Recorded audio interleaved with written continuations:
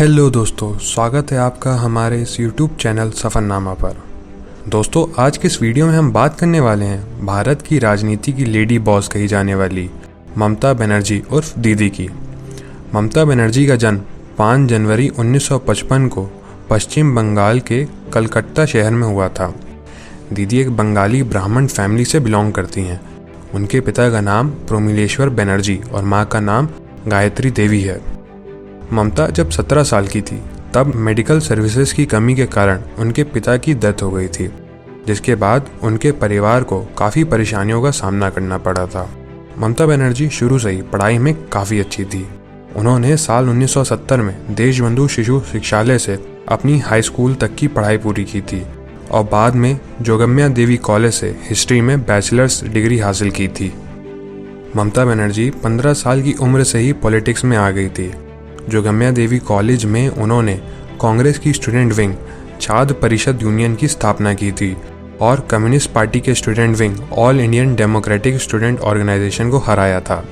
शुरुआती समय में ममता ने लोकल लेवल पे पार्टी के अंदर कई सारे पद संभाले थे और उसी के साथ साथ उन्होंने इस्लामिक हिस्ट्री में अपनी मास्टर्स की। फिर श्री शिक्षायतन कॉलेज से एजुकेशन की और जोगेश चंद्र चौधरी लॉ कॉलेज से लॉ की डिग्री भी की। उनका पद कांग्रेस में बहुत तेज़ी से बढ़ता जा रहा था और साल 1976 से 80 तक उन्हें महिला कांग्रेस का जनरल सेक्रेटरी चुना गया। फिर आया साल 1984 का जनरल इलेक्शन। इस इलेक्शन में दीदी ने इतिहास रच दिया था। कम्युनिस्ट पार्टी के नेता सोमनाथ चैटर्जी को जादवपुर कॉन्स्टिट्यूएंसी पर हराकर वो सबसे कम उम्र में सांसद बनने वाली पहली शख्स थी। इसके बाद उन्हें इंडियन यूथ कांग्रेस का भी जनरल सेक्रेटरी बनाया गया।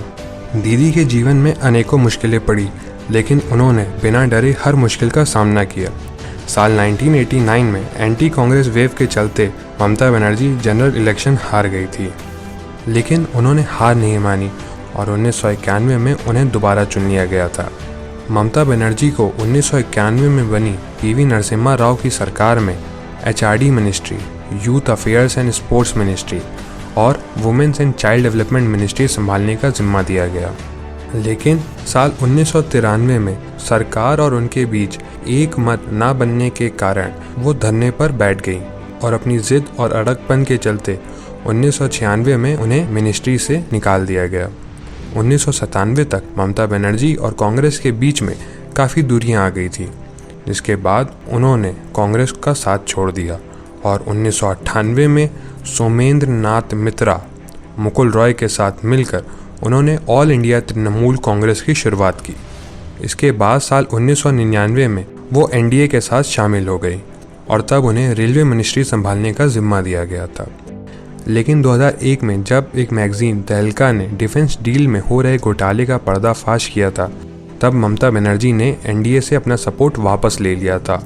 हालांकि 2003 में वे दोबारा एनडीए के साथ वापस आ गई थी और 2004 में उन्हें कोल एंड माइनिंग मिनिस्ट्री का जिम्मा दिया गया। ममता बनर्जी को गरीबों का मसीहा भी कहा जाता है।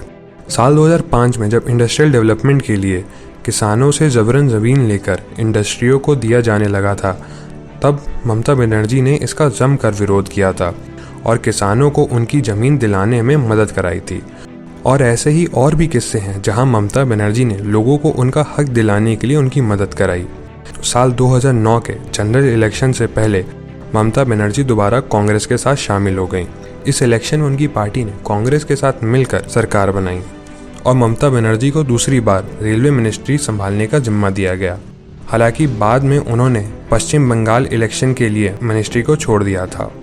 साल 2011 में ममता बनर्जी ने एसयूसीआई और आईएनसी के साथ मिलकर 1977 से रूल कर रही कम्युनिस्ट पार्टी को हराकर बंगाल की पहली मुख्यमंत्री बनी थी। मुख्यमंत्री बनते ही ममता बनर्जी ने एजुकेशन, हेल्थ और पुलिस के क्षेत्र में रिफॉर्म्स किए, जिसके लिए bill and Melinda Gates foundation ने भी उनके काम की तारीफ की। हालांकि ममता बनर्जी का नाम काफ़ी कंट्रोवर्सीज जैसे शारदा स्कैम, रोज वैली स्कैम, नारदा स्कैम, इमाम भट्ट कंट्रोवर्सीज के साथ जुड़ता है।